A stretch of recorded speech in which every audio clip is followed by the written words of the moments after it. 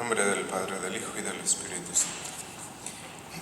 Ofrecemos la misa votiva en honor de San José. De San José, bueno, por los autores espirituales de toda la historia, pues conocemos que no dijo ninguna palabra, a menos ninguna palabra que nosotros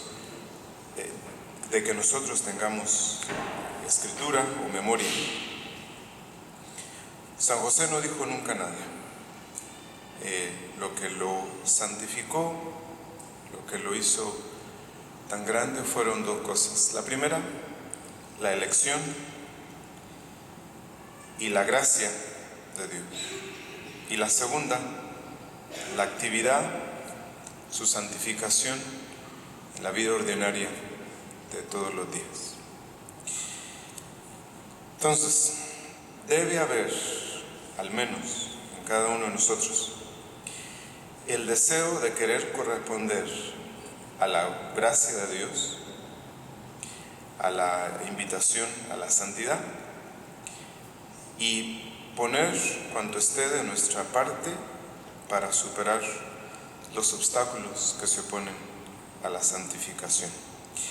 De entre todos los obstáculos que se oponen a que nosotros nos santifiquemos, el mayor y el más común es la falta de interés y de valor por lo cotidiano, por lo ordinario de todos los días. ¿Sí? Porque le damos escaso valor a las cosas que no llaman la atención o a las cosas que no brillan a los ojos de los demás. Sin embargo, lo que ocupa el tiempo de la mayoría de los hombres y de las mujeres, eso que a nuestro juicio apenas si vale, Dios lo tiene muy en cuenta. Nosotros no. Y como Él da importancia a esas actividades tan comunes que nosotros consideraríamos de poco relieve, le da esa importancia por el ejemplo de Cristo, por la vida de Cristo. Solo dedicó los 3 últimos años de su vida a lo que nosotros llamamos cosas importantes: predicar la doctrina de la salvación, instituir los sacramentos, fundar la iglesia.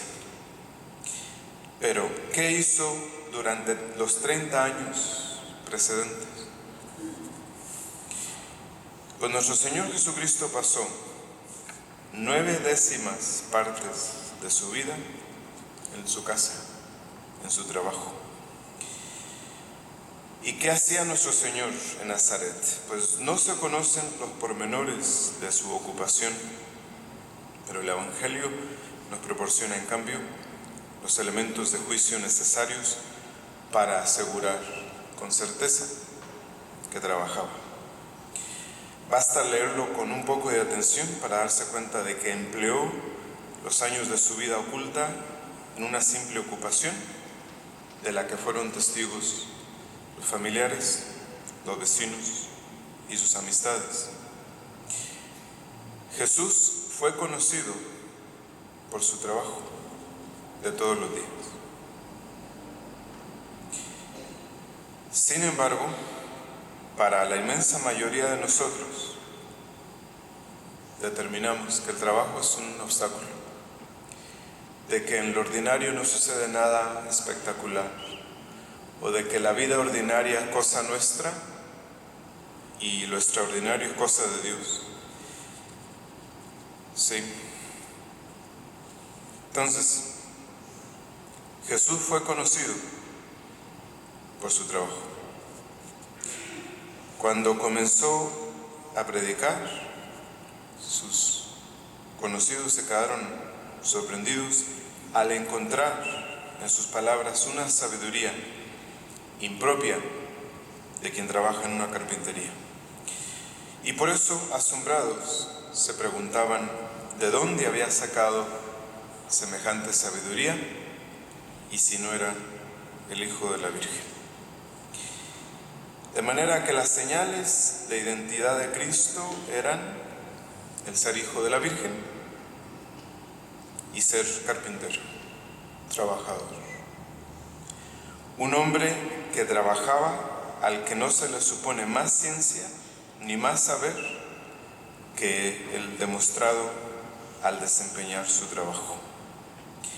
Pensaban así porque le habían visto en su pueblo afanarse en su tarea, trabajar con perfección y manejar con habilidad las herramientas de su profesión, desde que apenas era un niño. Entonces no era extraño que se asombraran. También nosotros nos asombramos, pero nosotros nos asombramos de cosas diferentes. Ellos se admiraron de que un simple carpintero tuviera tal sabiduría, y a nosotros nos sucede lo contrario. Nos llama la atención que trabaje y no nos sorprende su sabiduría. Y esto se comprende porque el Hijo de Dios es la sabiduría. Pero lo que nos deja atónitos es que se afane, que trabaje como un hombre más, ejemplo de su padre San José, en una tarea simple y concreta. Entonces, siendo las cosas así, tal parecería que la cultura cristiana hubiera pasado de puntillas junto al mensaje de Cristo, como si hubiésemos estado ciegos y sordos ante su ejemplo, como si todavía no hubiéramos entendido la lección de Jesús. Y es que estamos tan acostumbrados a valorar los acontecimientos desde nuestro punto de vista que olvidamos con frecuencia el valor de los juicios divinos. Porque al final lo que importa verdaderamente no es lo que nosotros pensamos de las cosas, sino lo que Dios piensa.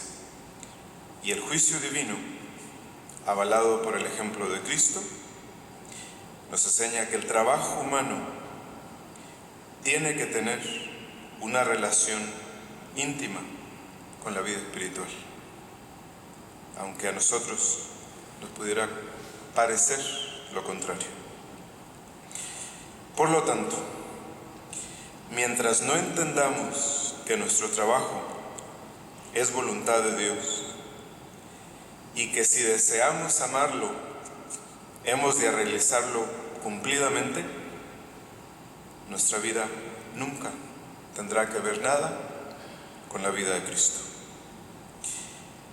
Y no se parecerá la vida de Cristo porque en eso no lo imitamos. Y si no lo imitamos, aunque haya quienes piensen que somos buenos y piadosos, no pasaremos de ser una mala caricatura de Jesús. Entonces, para Jesús, el trabajo fue una constante en su vida. Y como esa vida estuvo orientada a la redención del mundo, se deduce fácilmente que su trabajo también estuvo orientado a ese fin. Es decir, que en sus manos el trabajo fue un instrumento de salvación, de redención para todos los hombres. ¿Y por qué tendría que ser diferente el trabajo para nosotros? La carta de presentación que a lo humano trae Cristo al mundo es su trabajo. A lo divino serán sus milagros y las profecías que se cumplieron en él. Con esta actitud reconoce el valor de toda labor profesional honrada, pero sobre todo pone de relieve que cualquier trabajo digno y noble en lo humano puede convertirse en un quehacer divino. Y si el trabajo a los ojos de Cristo es así, ¿por qué tendría que ser para nosotros diferente? También nosotros hemos de aprender a valorarlo en estos dos aspectos, en el aspecto humano y en el aspecto divino. En lo humano, porque hemos de transformarlo en algo digno y noble, bien hecho. Y en lo divino, porque también nosotros hemos de convertirlo en un quehacer sobrenatural, en un medio o en la forma concreta en que nosotros participamos con Cristo en la redención del mundo. Entonces, quizás las mejores oportunidades de imitar a Cristo en la vida ordinaria nos las proporciona el trabajo de todos los días. Debemos tener siempre en cuenta que el trabajo, por el trabajo mismo, no nos identifica con Cristo. Cierto que dignifica al hombre, pero no pocas veces queda sin fruto, como la higuera de la parábola. Entonces da mucha pena pensar en el empeño que algunos ponen en su labor y que esta labor resulta estéril, pero desgraciadamente es así. El que se detenga a pensarlo lo comprenderá enseguida. Cuando el trabajo no se hace por Dios, y hacerlo por Dios es permanecer unidos a Cristo mientras se hace, como San José. Si el trabajo no se hace por Dios, no dará más que resultados puramente humanos. Por ejemplo, la satisfacción de la ambición y quizá la admiración o el aprecio de los demás. Pero nuestras manos delante de Dios estarán vacías. Y si están vacías, nadie puede esperar el premio divino, porque ya recibieron su recompensa, la de los hombres o la que buscaban con una intención que nada tiene que ver con Cristo. Entonces, nos identificamos con Cristo cuando realizamos bien nuestra tarea con sentido sobrenatural, como Él, convirtiéndola en oración. Si se actúa habitualmente con esta rectitud, el trabajo nos ayudará a mejorar, a madurar espiritualmente y a realizar responsablemente nuestra vocación aquí en la tierra. Entonces, si no damos importancia a lo ordinario, a lo que pasa todos los días, a lo que hacemos todos los días, si no luchamos en los pormenores de la jornada, se producirá en nosotros graves daños en la vida espiritual, porque nos saldremos del camino ordinario donde Dios nos habla y permaneceremos sordos a las llamadas de Dios que nos invita a seguir su ejemplo, a reconocer que la vida ordinaria no es cosa de poco valor, porque como decía San José María, todos los caminos de la tierra pueden ser ocasión de un encuentro con Cristo que nos llama a identificarnos con Él. En nombre del Padre, del Hijo y del Espíritu Santo.